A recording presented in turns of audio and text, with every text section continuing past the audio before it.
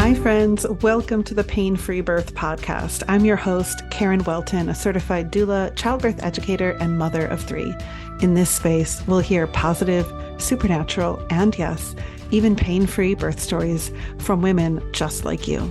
We'll explore the deeply spiritual side of childbirth and how God designed women's bodies brilliantly for birth. Let's get started.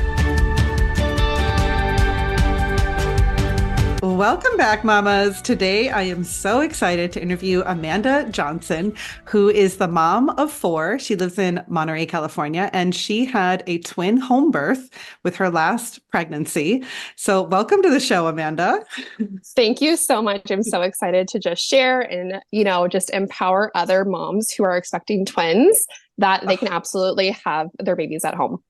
Oh my goodness. I'm so excited for this interview because your birth is one of the birth stories that I've shared in the past on my Instagram. And every time I share it or talk about it or reshare something you posted, it always gets so much love and engagement and support and awe and wonder and questions because it was just such a beautiful birth the way it unfolded. So excited to finally have you on the podcast to share it in detail. And I know you had your first birth was a hospital birth, actually an induction because you went 11 days over. And then the next one was a home birth. So you had a couple under your belt. Tell us a little bit about those.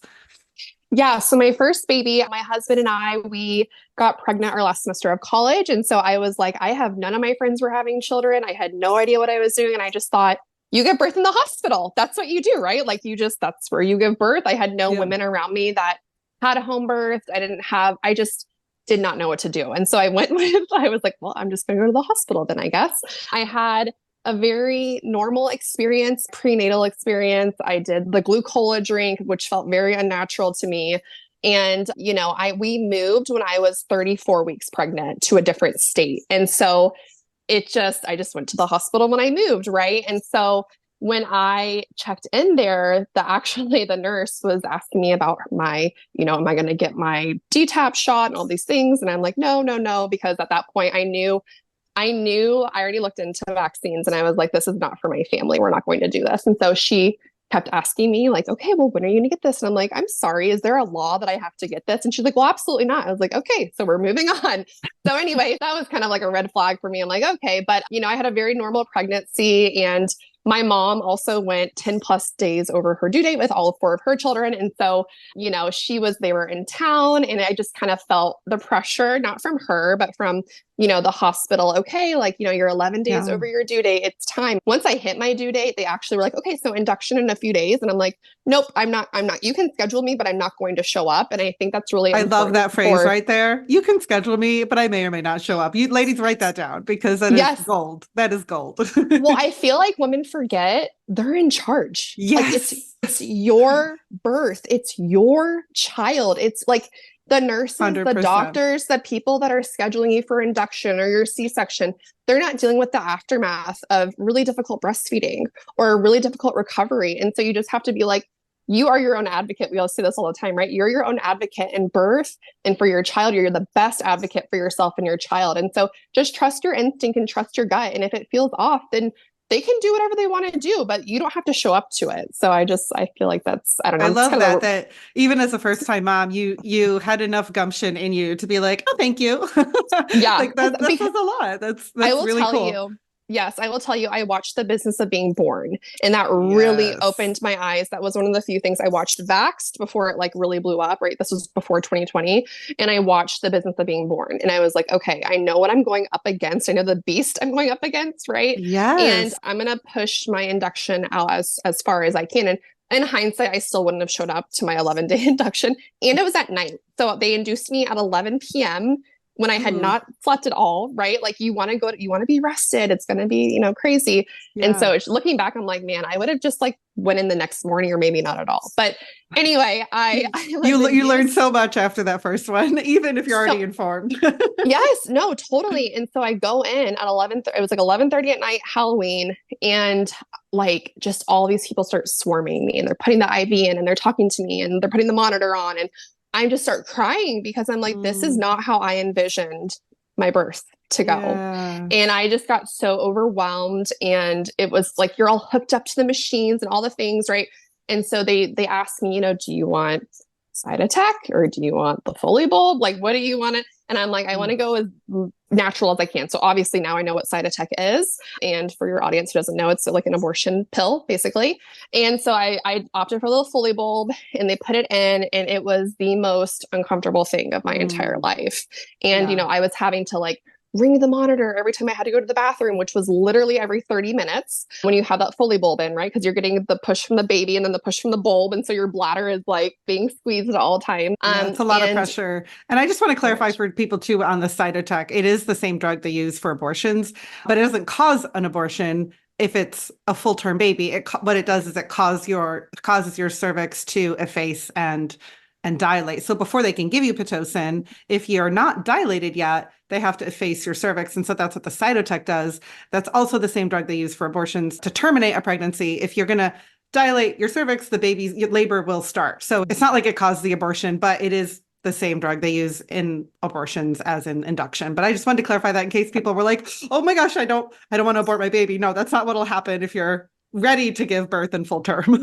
Yes, that's right. I wanted it to be as natural as possible. So putting any kind Totally. of foreign substance into my body I was like, no, I'm not going to do that. And that so is an interesting medication if you do the studies on it. Like it wasn't even, I think, approved for the usage that it has. A lot of birth drugs are like that. I know Pitocin is like that. And Cytotec can tend to hit people really hard after a couple multiple doses. It might not, it's really slow building. Then all of a sudden it can suddenly your contractions hit. But so there's lots of different forms of induction, and I cover all that in my courses. But yeah, that's a whole, we could go down that rabbit trail, but essentially you wanted it as natural as possible. It's feeling emotional. It's feeling medicalized. It's not what you wanted.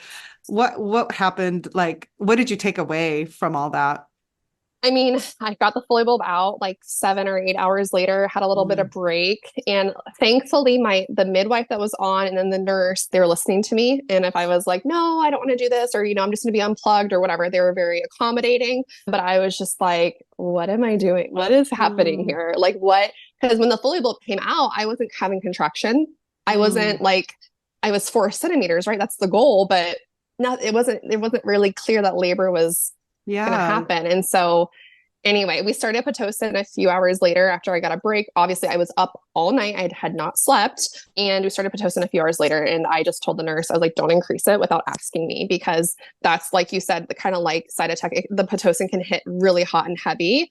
Yeah. And it was just so intense. It was so intense. And I wouldn't wish that pain on my worst enemy. I mean, it was so bad, So anyway, a few hours later, I actually get a shot of Nubane because the pain was so intense. And I believe that's a form of fentanyl. Correct me if I'm wrong. Or they asked me, do you want fentanyl or Nubane?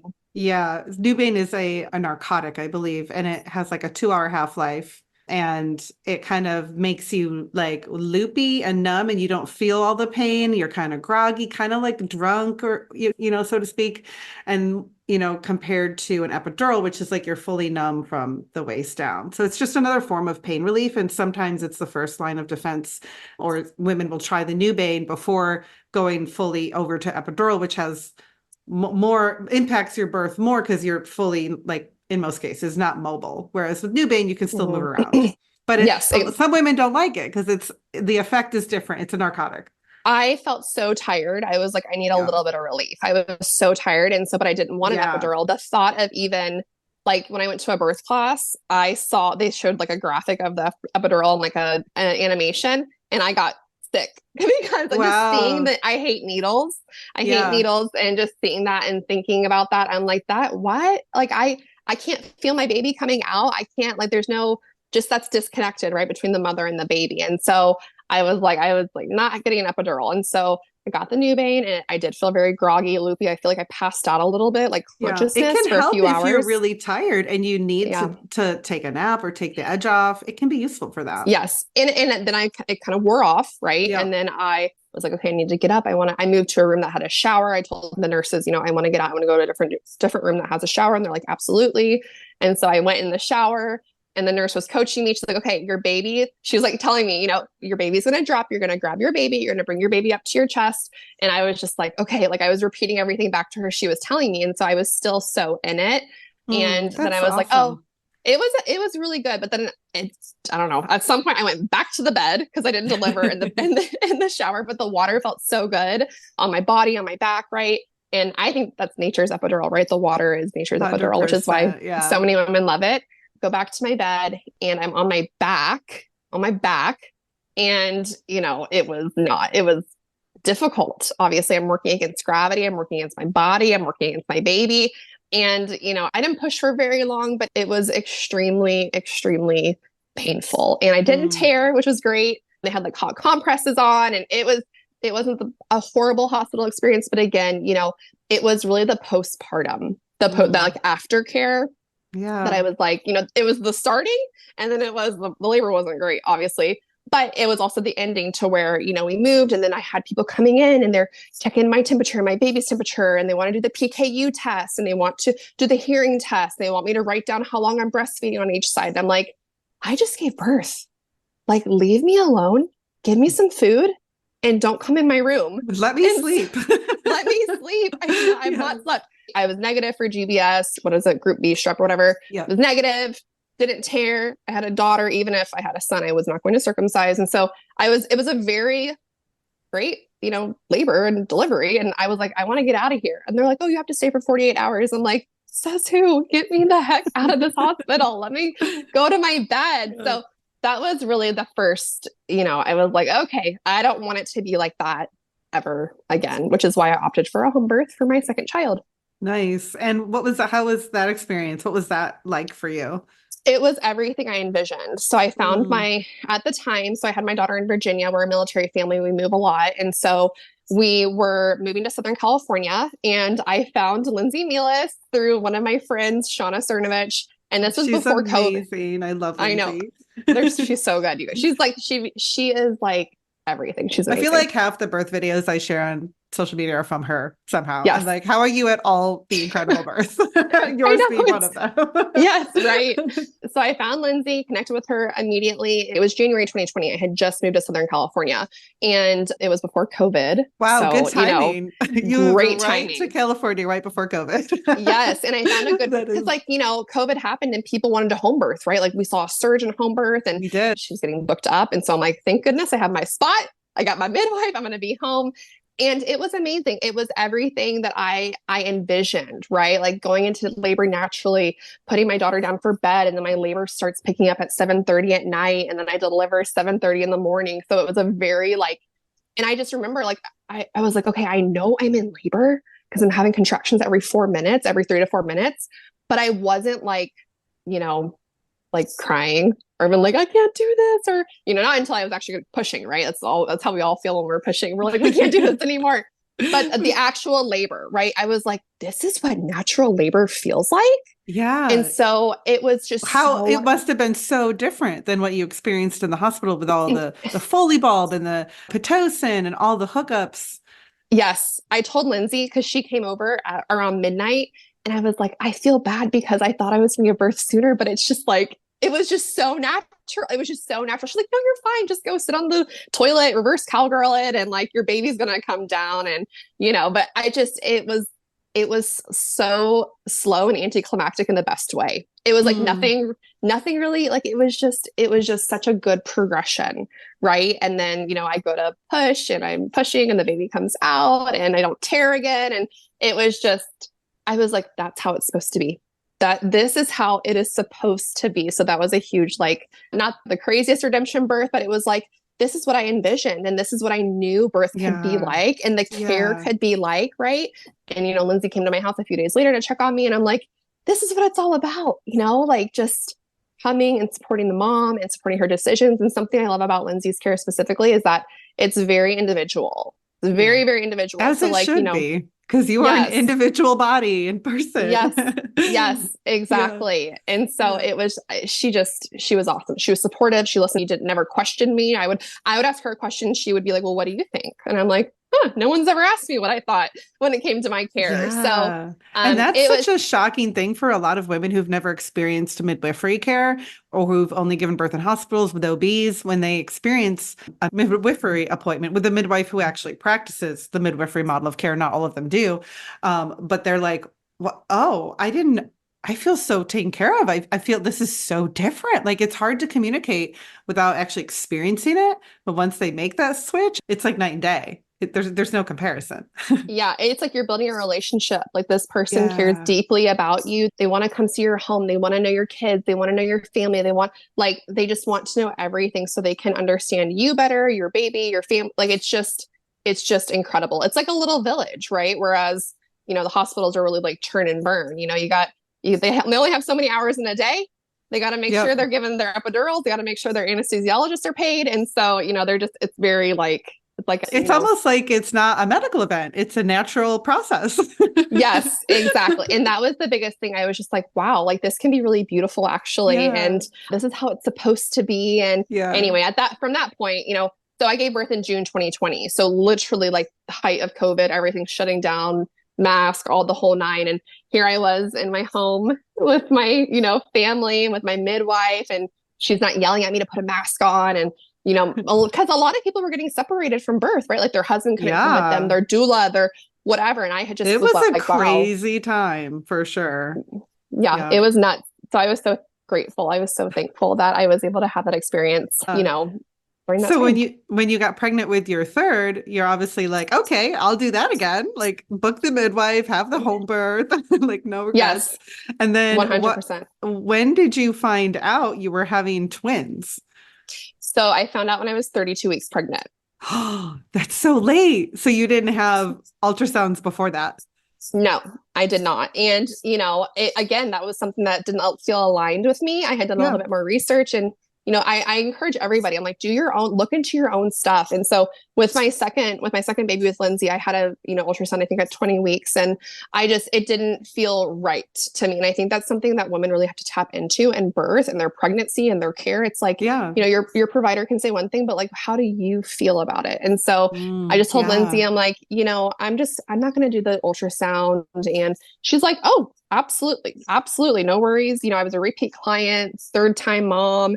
And she's like, absolutely. She wasn't like trying to scare me. And I feel like that's where that's where moms get freaked out, is their providers scare them into getting ultrasounds, into induction, into an elective C-section. And it's like, that's not how it's supposed to be. This is not, this is not a medical event, or, it's birth. And and every decision should be mother led, not like we're going to control you and strong arm you into doing things according to our protocols. It's like, if you don't want to do an ultrasound, great. Like, I love her response. Like, okay, Yeah. you do you. So what made you like decide to get an ultrasound, or how did you find out?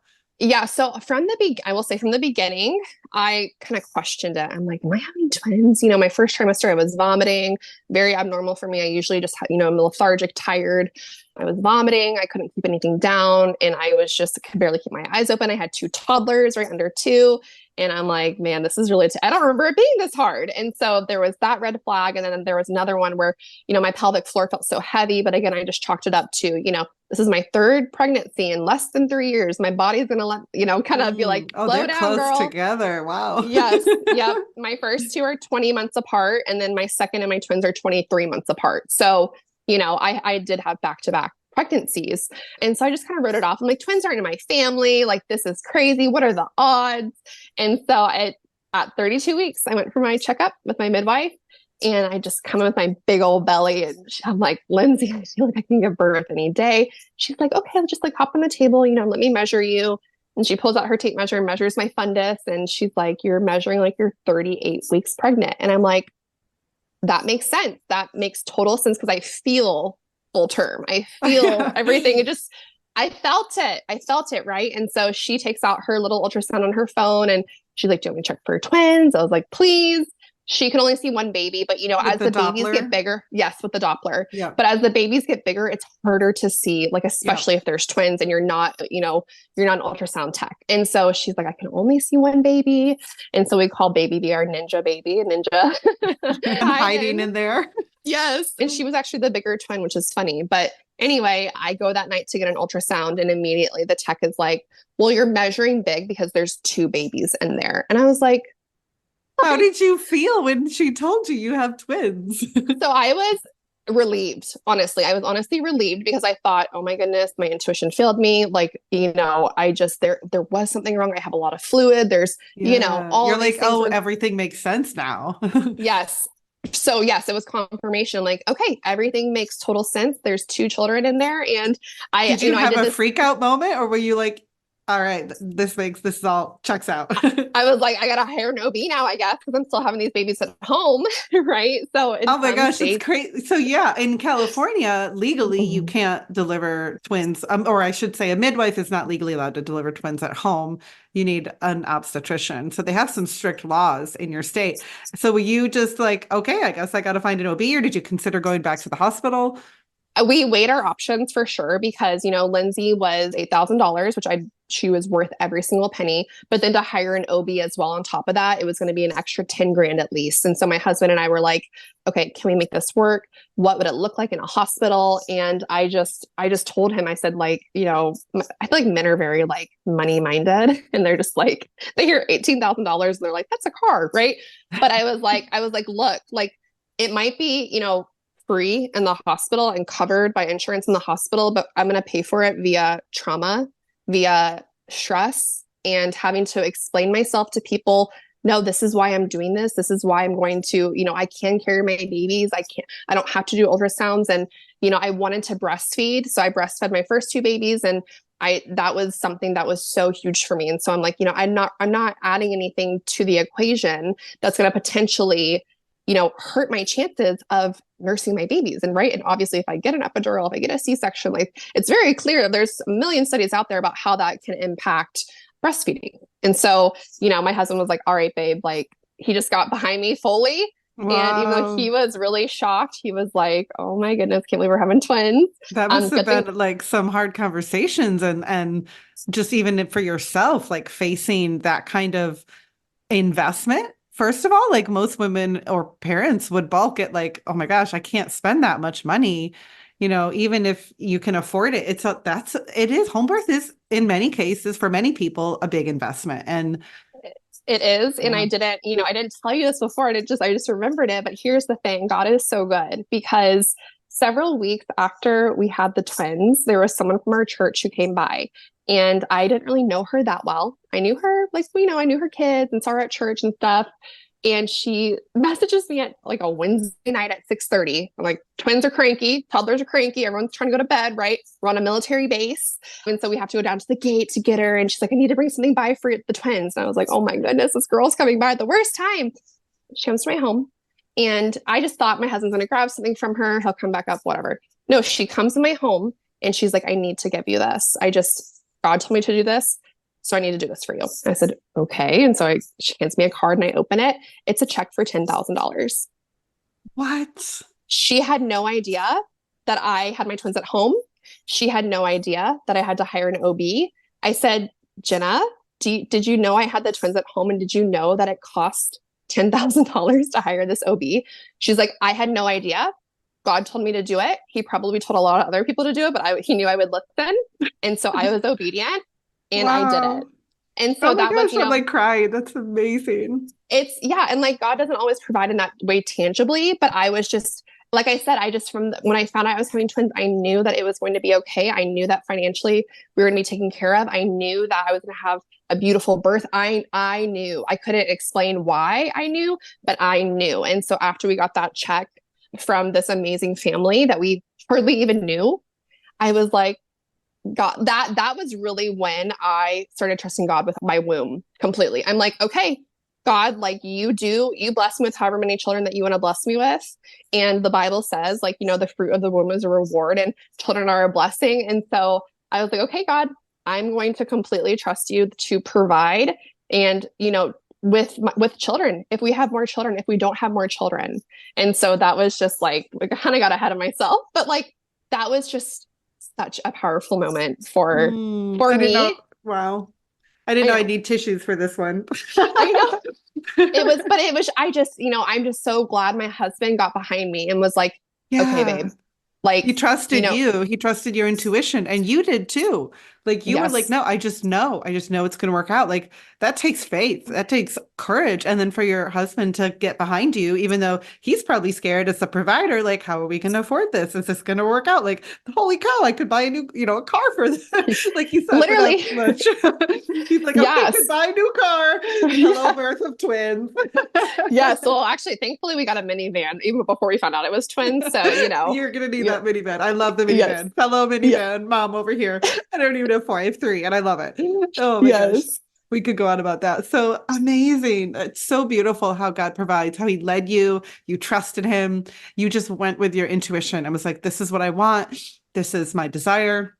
And it's going to work out and God's going to take care of us. Like that's it's so beautiful and stunning. I feel like so many women need to hear that, whether they're having twins or not.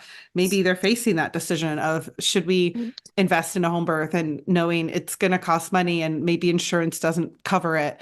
But or the postpartum and how do we get enough support? Like there's so many women I think that needed to hear that. So I thank you for sharing that. And tell us about the birth. You hired your midwife, you had Lindsay there, you hired your OB, Victoria. Yep. She's amazing. You have a dream team. So like, how does this unfold?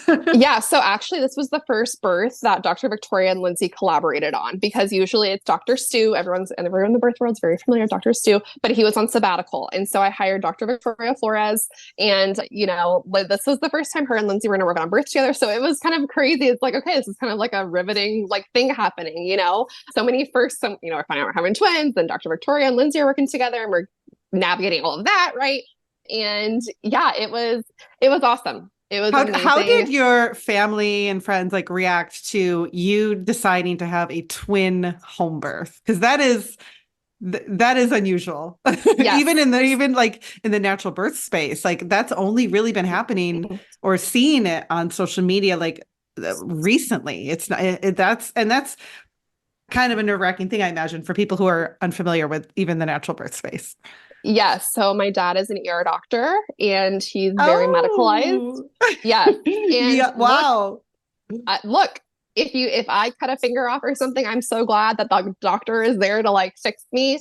But the thing is, you guys, with especially, and I don't doubt my dad's, just how smart and capable and able he is in his opinion. But here's the thing, especially with ER doctors, is that they only see the bad. They Right. only see the bad. They see, just the worst of the worst situations most of the time. And so he was like, Well, and he that's thought true I for was something. almost any career in medicine is you're seeing sick people, you're seeing emergencies. It's a medical mindset of we're going to treat the problem, we're going to intervene, we're going to manage. And so anyone who works in the medical field tends to see more of the bad cases, not the ones that go well.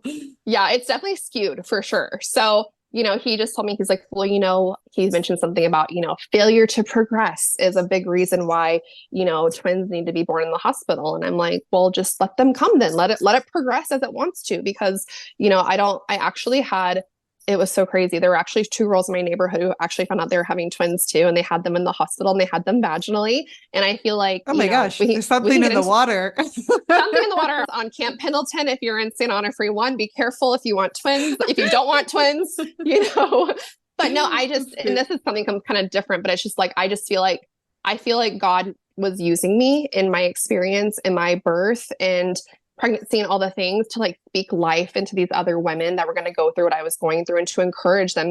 These women, they didn't have them at home. They couldn't afford it, but they were like, I just feel like me just encouraging them and supporting them, like, you don't have to do that. You don't have to get your cervix checked. You don't have to go to that ultrasound. You don't have to do all these things. And I just feel like Yeah. it really built them up. And they're like, you know what? I don't have to. And you just had twins at home and you're doing great. And, so I just feel like, it was just crazy how God has used this whole thing. But yeah, but my dad was like, no, like you cannot have them at home. And I said, I'm going to. And not everyone is going to support your decision to birth your baby or your babies at home. And you just got to lean into your intuition. And here's the thing too. I'm just like, God created us so perfectly. And, do horrific things happen and home birth? Yes, of course. But like that's the only certainty in life is that we're going to be born and we're going to die. And so it's not for us to, figure out why certain tragedies happen.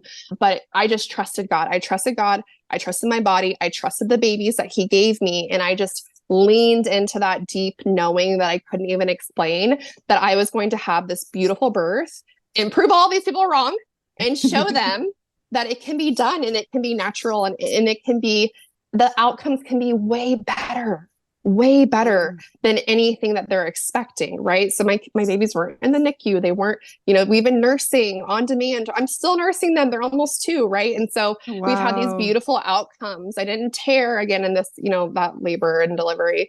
It was such a positive Mm, experience that, not everyone's going to have the same outcome as me, but you can't, it's God wants, possible. yes, it's possible. Exactly. So anyway, it was just, yeah, it So was amazing. what happened at the birth? How far did you go? Yeah. So I went over my due date. I went 3 days over So my due 40 date. weeks and 3 days, not the twin That's due date that's like 36 or that's 37 weeks. yes, right. They're like, oh, people are like, oh, twins come early. I'm like, nope, they don't. No, no. And Nope. a lot of times, I feel like that, You they just get can. bigger. You just get bigger, and then eventually your body is like, okay, that's quite enough. Yeah, I went over my due date. I went a little crazy. I remember one of my friends telling me, she's like, I just feel like you're going to go over your due date, and I'm like, don't tell me that. I want to like hurt. I want to like hit you because it's just so. It's You- physically so mentally, emotionally like people say like, oh, I want twins. I want twins, and yes, they're amazing, but it was hard. It You're was like, no, you very, don't. very, If very you only hard. knew, I believe it. So how big Yeah. were you at 40 weeks and 3 days? So my fundus measured 50.5 centimeters the day I went into labor. So that's So about that's 50 weeks, yeah, 50 I weeks was gonna say pregnant. that's the equivalent of 50 weeks for those of you who don't know. So imagine being 50 weeks pregnant. That's essentially what you were carrying. Yes, and I remember, with my second baby, I was at our neighbor's kid's birthday party when I was in labor, and I was running around the block, and like I'm a very physically active person, and so to be like debilitated that much, it was humbling for me. But I just had to, and we don't have Yeah. any family around, we don't have help, and so like I said, we're a military family, we move around a lot. There's a lot of change in our life, and so it was very, very, very difficult. So I will say, if you are pregnant with twins, have someone come out and help you around 36 weeks. I feel like that's when it gets really gnarly. And Yeah. yeah, it And was it's not crazy. uncommon for twin moms to go to 40 weeks. I think we just induce everybody in the medical system. They're just, if you hit that 37-week mark, you're going to get induced, whether your doctor is like pushing for it or you're just done being pregnant. And they kind of, so you see the stats and the averages is like these early labors. But actually, if we let moms go until 40 weeks, many of them do go that long. And it makes sense because the babies still need that growth and development. It doesn't, it just because there's 2 of them in there doesn't mean they don't still need to gain that, extra, their head sizes and their lungs develop. And we're inducing so many twins earlier, weeks earlier than what they're developmentally ready for and when they would naturally be born. Yes, So I will tell you, I connected with so many moms on Instagram that were like, I went to 39 weeks, I went to 40 weeks, and still moms to this day reach out to me and they're like, I I carry them well past 38 weeks. So I think like on average, I think it was Dr. Stu who was talking about this, the average twin mom will naturally spontaneously go into labor at 39 weeks. So it's like it doesn't just because it's yeah, common, just because it's normal doesn't mean that that's how it should be, right? And so yeah. I couldn't imagine look at birth my twins were 6 pounds, 12 ounces, and then 7 pounds, 8 ounces. And I could not imagine if we tried to take them out for a whole month earlier, a whole month. Can you Yeah. imagine the And then we outcome? wonder why all these twins end up in the NICU and they're induced. They have all these interventions. Now they're in the NICU. They have trouble breathing. It's like, well, yeah, they came out a month earlier, 2 or 3 weeks earlier than they normally naturally would have. What a beaut! Like it's so incredible. I am just in awe of every twin mom, truly. Like the fact that you did all that, going through that, you're measuring at 50 weeks, like that's a sacrifice. That is like if there is a motherhood sacrifice to carry multiples past their, quote unquote twin due date, it is that. And but you also and you valued that. You valued them getting their full development. You valued the natural birth, and you were willing to make those sacrifices. And not everyone is willing to make those sacrifices. It's really easy. I'm sure you probably might have had some moments where you're like Trust me. questioning. Listen, I was doing everything I could. I was doing acupuncture. I was getting adjusted every 2 to 3 days by the chiropractor. We did do a few membrane sweeps, 39 weeks. And then over my, I think it was a week before I gave birth. And then the day I gave birth, we also did a membrane sweep, and just to get some things going, and, Yeah. and, Totally. I will say no shame in that. I would have done it too at that point. yeah. So I was definitely trying to encourage them to come out, but yeah, I just knew the statistics. I knew what it would look like in terms of the success of nursing them. Like I said, that was really, really important to me, that I was able to breastfeed, and not just for a few weeks or a few months, but for well over a year. And I'm just so glad that I have accomplished that. Yeah, that is truly incredible, and definitely defying the odds to still be nursing twins at 2 years. I think the stats on exclusively breastfed twins are like dismal. Yes. I mean, so did you struggle with your first after having an induction with breastfeeding? No, she latched on immediately. Luckily, now that my second baby that was born at home, he had a tongue and lip revision. And, because he was just so tight, and there's lots of other things, right? And so now that I know what I know about the mouth and everything and the anatomy, she was severely tied, but she was able to compensate for her bad anatomy around that. And she nursed great. And, I nursed her even at 22 months. I think I gave birth, and then I nursed her a few months after I gave birth. And then, my son was having kind of issues nursing, and I didn't experience that before. And so I'm like, okay, I'm going to cut her off. I don't know if she's taking too much of the milk, whatever. But yeah, so my first was able to compensate for the bad anatomy for sure. But my second, who was born at home, it was actually harder to breastfeed him, shockingly. Interesting. Yeah. So tell us about the actual labor of your twins. Yeah. So, I was 40 weeks and 3 days. I just went to my midwife's earlier that day, and You must have been ecstatic. Yeah. When you went into labor. Yes, I was. I knew though. I kind of had this note. I'm like, okay, I think today is the day, because I had gotten adjusted, got that membrane sweep, and I'm like, oof, that, you feel it, right? So we go and I go out to eat with my husband. I swear I eat like 7 oysters. I just gulp down oysters. I'm like, get some ice cream. Like I'm just loading up. Right. And supply resource. Yes.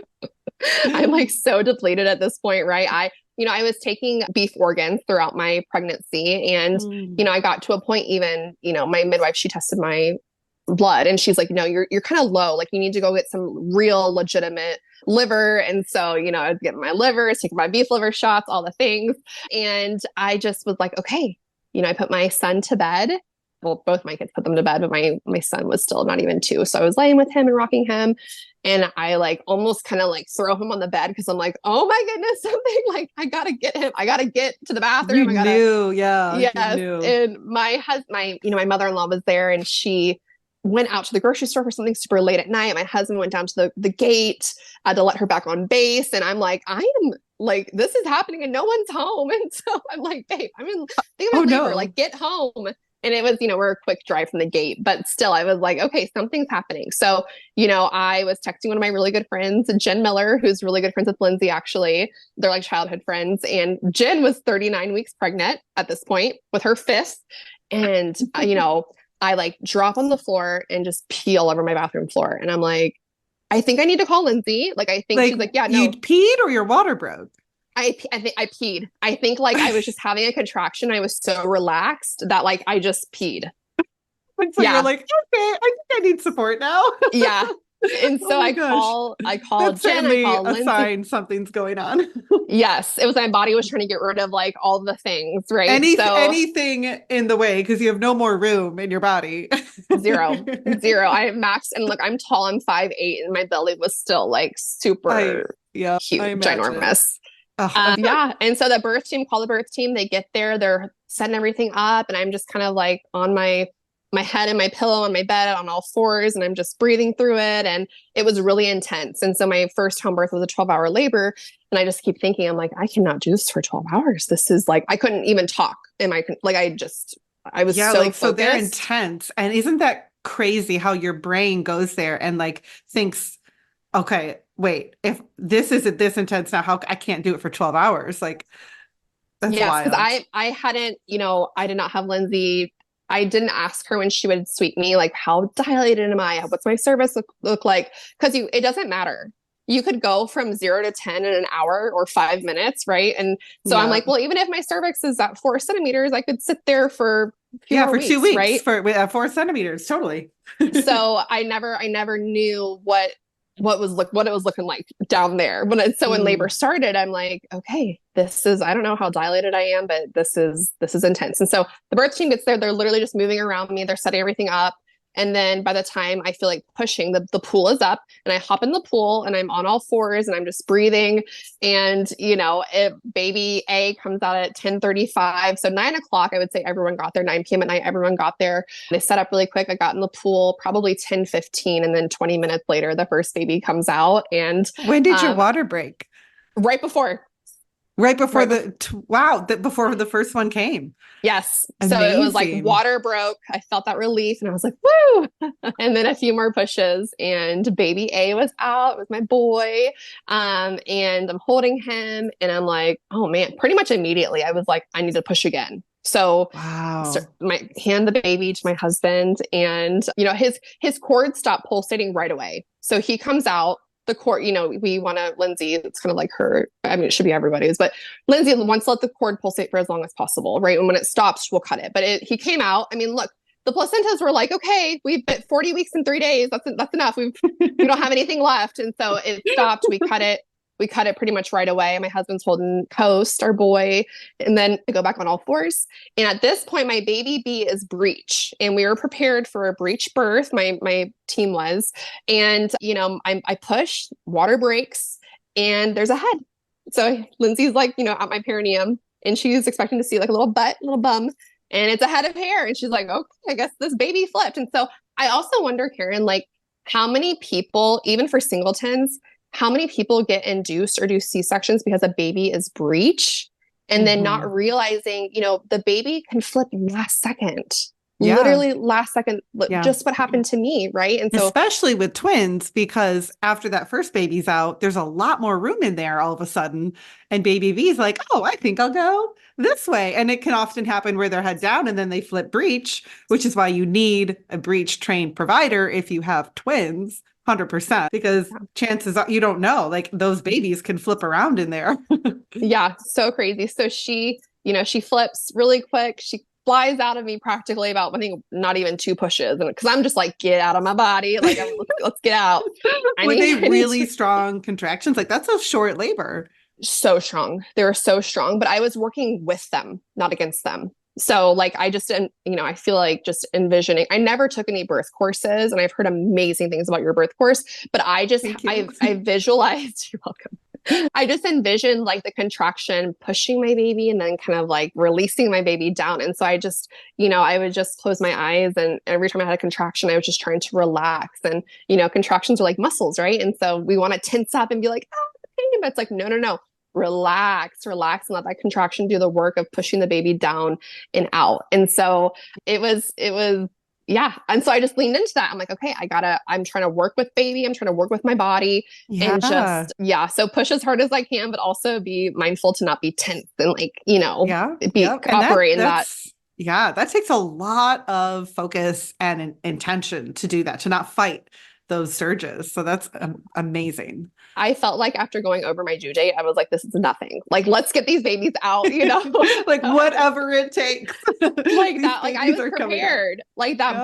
birth, the being so pregnant really prepared me for that birth, I feel like. Yeah. So yeah, so baby B comes out 10 minutes later and looks great. She's a little purple because she flew out super fast and she's my firecracker twin. So it just makes total sense. Like just her whole birth just really aligns with who she is. I was gonna say, is that her Um, personality too? 100%. I love Yeah, it when so that that happens.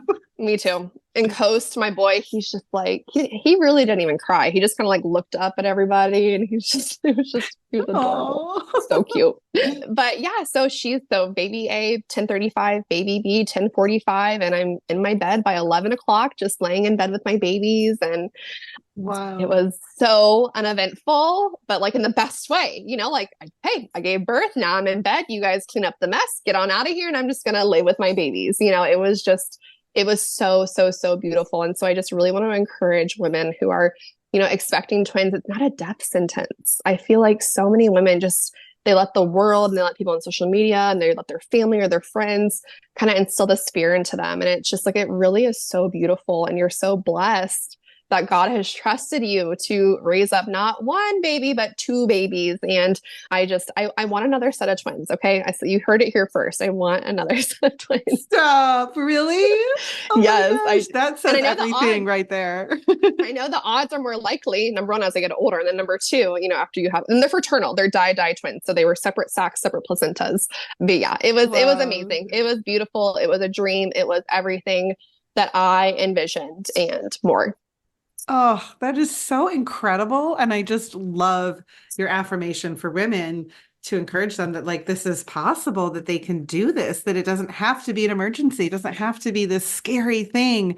And that's so, unfortunately, what so many doctors put in mothers' heads of moms of twins, or really any kind of variation, in pregnancy. And there are many, but it's just there's so much fear surrounding birth, especially twins. And I think that's why I have such a heart and I am so passionate about sharing breech and twin birth stories, is because women just get bamboozled and fear-mongered when they're carrying twins or they have a breech baby. And it's incredibly difficult to advocate for a natural physiological vaginal birth in those situations in the hospital. And I think just your story and your admonition to women that this can be such a natural, normal process. It doesn't have to be filled with drama and all the tests and all the interventions. Like, what an incredible testimony. And I just want to normalize this. Like, I love this story because it can be so simple. Like, what if?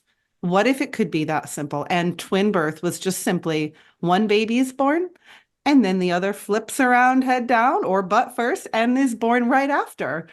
What if we didn't need all of that, like, nonsense and chaos that you typically see in a hospital twin birth? So thank you so much for sharing your incredible journey. Your faith and your strength is just like inspiring to me.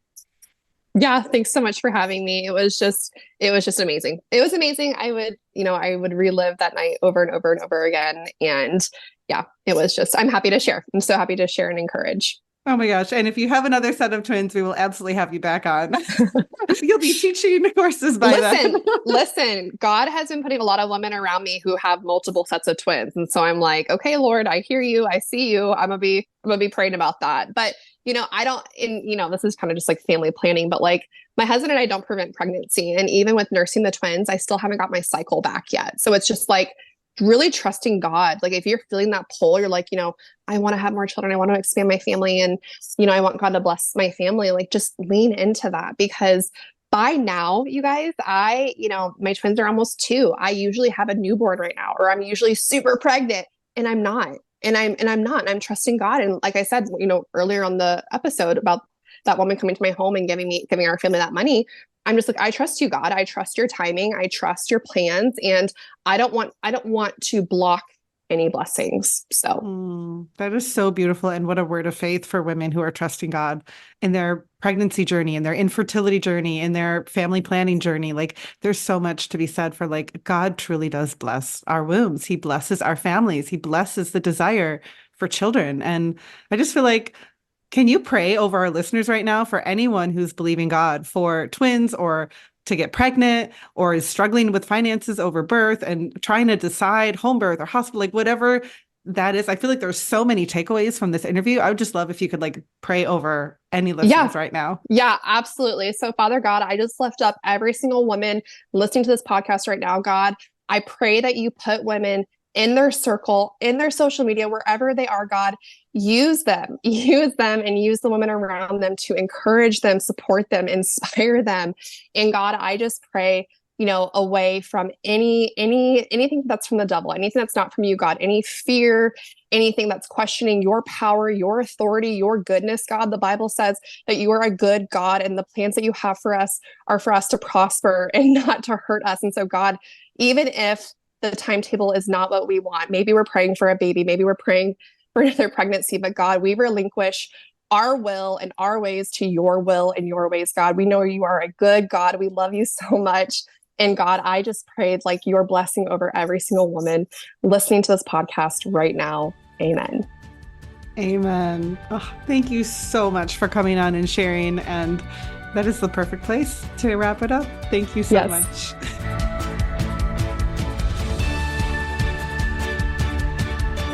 Thank you for listening to this episode of the Pain-Free Birth Podcast.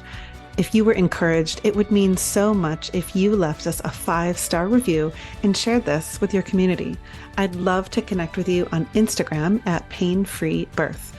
And to learn more about the Pain-Free Birth e-course, free resources, private coaching, and upcoming events, find out more at painfreebirth.com. See you next week.